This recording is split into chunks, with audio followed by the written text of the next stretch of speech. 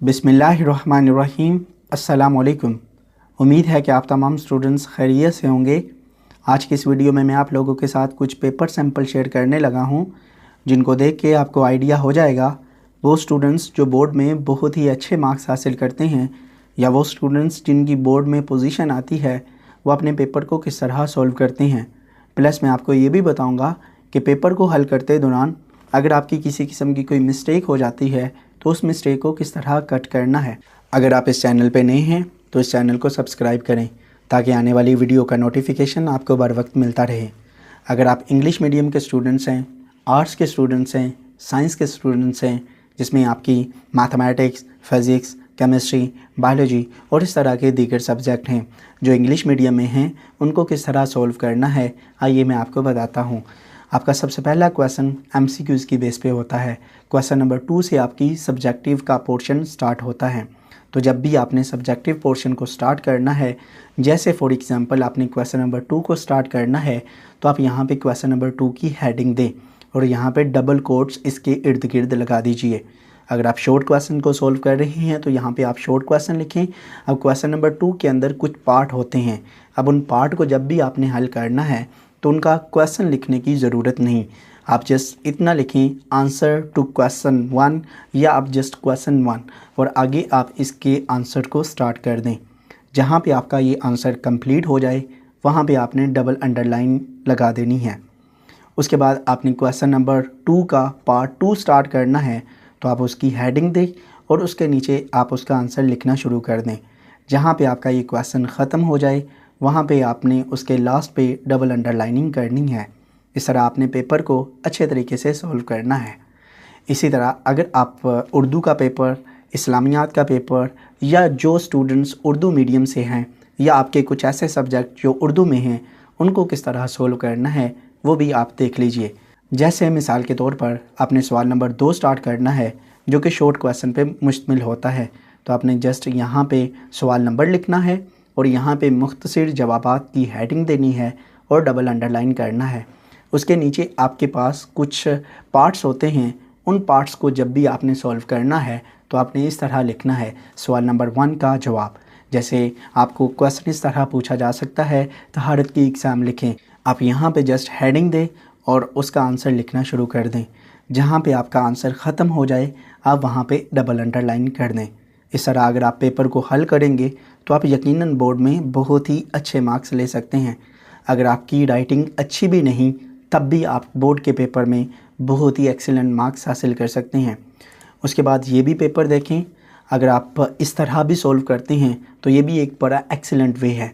जैसे आपको इंग्लिश का पेपर पूछा जाता है, इंग्लिश मीडियम के रिलेटेड आपके जितने भी सब्जेक्ट हैं उनको अगर आपने सॉल्व करना है तो आपने इस तरह करना है। याद रखिएगा अगर आपको लॉन्ग क्वेश्चन पूछा जाए तो उस लॉन्ग क्वेश्चंस के अंदर अगर हेडिंग्स हैं तो आप हेडिंग बना बना के अपने पेपर को सॉल्व कीजिएगा। उससे एक पेपर बहुत ही एक्सीलेंट होगा और आपको पूरे मार्क्स मिलेंगे।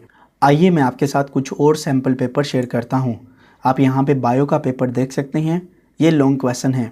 जब भी आपने लॉन्ग क्वेश्चन को स्टार्ट करना है तो आपने सबसे पहले हेडिंग देनी है आंसर टू क्वेश्चन नंबर 4। अब उसके 2 पार्ट होंगे, एक ए पार्ट है और एक बी पार्ट है। आपने यहाँ पे पार्ट नंबर ए लिखना है और जो भी आपका लॉन्ग क्वेश्चन होगा आपने उसको स्टार्ट कर देना है। ये जस्ट सैम्पल पेपर है इसलिए इसकी लेंथ बहुत ही छोटी है। इसी तरह अगर आपने पार्ट बी करना है तो आप पार्ट बी की हेडिंग देख के आप उसको सॉल्व कीजिएगा। इस तरह आपके बड़े एक्सीलेंट मार्क्स बोर्ड के एग्ज़ाम्स में आएंगे। आइए मैं आपको एक और पेपर दिखाता हूँ। आप ये पेपर देख रहे हैं जो कि इस्लामियात का है। यहाँ पे आपको आयत वगैरह लिखने की ज़रूरत नहीं होती, आप जस्ट क्वेश्चन का नंबर दें और उसका आंसर लिखना स्टार्ट कर सकते हैं। एक और पेपर आप यहाँ पे देख सकते हैं। इस तरह अगर आप अपने पेपर को सॉल्व करेंगे तो आप यकीनन बोर्ड में बहुत ही अच्छे मार्क्स हासिल कर सकेंगे। आइए अब मैं आपके साथ एक उर्दू का पेपर शेयर करता हूँ। आप यहाँ पे देख सकते हैं कि एक स्टूडेंट्स को बोर्ड के पेपर में कहानी पूछी गई। सबसे पहले आपने सवाल नंबर लिखना है, जो भी आपके पेपर के ऊपर सवाल मेंशन हो वो आपने यहाँ पे लिखना है। आपने कहानी की हेडिंग देनी है और जो कहानी का नाम होगा वो आपने लिखना है। उसके बाद आपने कहानी लिखना स्टार्ट कर देनी है। जैसे ही आपकी कहानी मुकम्मल हो तो लास्ट पे आप अखलाकी सबक या नतीजा लिख के आप उस कहानी को ख़त्म करें, और जैसे ही वो कहानी ख़त्म हो जाए तो मार्कर के साथ डबल अंडरलाइन लाजमी कीजिएगा। इसके अलावा मैं आपके साथ एक और पेपर शेयर करने लगा हूँ। जैसे अगर आपको बोर्ड के पेपर में मजमून पूछा जाए तो आपने मजमून किस तरह लिखना है। सबसे पहले आपने सवाल नंबर लिखना है, जो भी आपके मजमून का सवाल नंबर हो वो आपने यहाँ पे मेंशन करना है। उसके बाद मजमून की हेडिंग देनी है और जिसके रिलेटेड मजमून है उसके बारे में लिखना है। जैसे यहाँ पे एक मजमून है अल्लामा मोहम्मद इकबाल, और यहाँ पे इसके कुछ आउटलाइंस लिखनी होती है। जैसे अल्लामा मोहम्मद इकबाल, तारीख़ पैदाइश, इब्तदाई तालीम, हाई तालीम, शायरी, तारीख़ मौत। तो इस तरह आप हेडिंग दे के आप इसको एक्सप्लेन करना शुरू कर दें। आप इस तरह अगर मजमून करेंगे तो इंशाल्लाह आपके बोर्ड के पेपर में बहुत ही एक्सीलेंट मार्क्स आएंगे।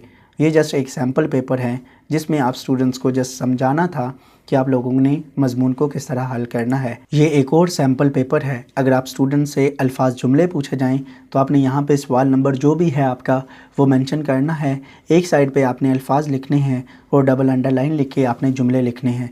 जो भी आपसे जुमला पूछा जाए, जैसे यहाँ पे अदलो इंसाफ है, उसके बारे में आपने बताना है, और अगर उस जुमले का नाम आ जाए तो उसको आपने मार्कर के साथ लिखना है। इस तरह आपके पेपर की जो प्रेजेंटेशन है वो बहुत ही ज़बरदस्त हो जाती है। आई होप सो कि आप तमाम स्टूडेंट्स को इतना आइडिया हो गया होगा कि किस तरह बोर्ड में पेपर को सॉल्व करते हैं। अगर आप इस तरीके से पेपर को हल करेंगे तो ना सिर्फ आपके नंबर अच्छे आएंगे बल्कि आपकी बोर्ड में पोजीशन भी होगी। अगर आपका किसी किस्म का कोई क्वेश्चन हो इस वीडियो के रिलेटेड तो इसी वीडियो के नीचे कमेंट बॉक्स में आप कमेंट कर सकते हैं या मुझे इंस्टाग्राम पे फॉलो भी कर सकते हैं। अगर आपने चैनल को सब्सक्राइब नहीं किया तो आप इस चैनल को सब्सक्राइब करें। अल्लाह ताला आप तमाम स्टूडेंट्स को अपने हिफ्ज़ व ईमान में रखे और आप तमाम स्टूडेंट्स को ज़िंदगी में कदम कदम पर कामयाब करें। Thanks for watching. अल्लाह हाफिज़।